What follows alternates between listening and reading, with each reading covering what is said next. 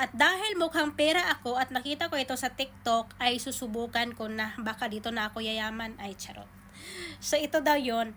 Gagawa ka ng video na ipopromote mo yung Go Live. At ito lang yon. Gagawa ka ng ganito, ipromote mo yung Go Live.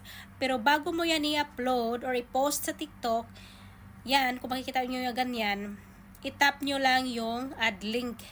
Pagka-tap mo sa add link, lalabas ang Go Live. I-tap mo yan at dyan mo makikita yung mga details. O diba, malaki ang pera dyan, makikita nyo dyan. Yung sa iba, merong makikita dyan yung 20,000 followers ka, 18 years old above, tapos yung walang violation na TikTok account mo.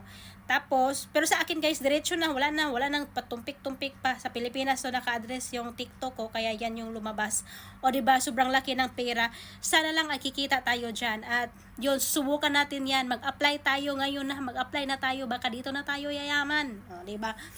At i-share nyo lang din itong video ko. Mag-comment kayo dito, mag-like kayo dyan. At saka i-share niyo para marami yung makakakita. At syempre, kikita tayo dito sa TikTok. Kung kikita ako, dapat kikita din kayo. O diba? Kasi mga mukhang pira tayo.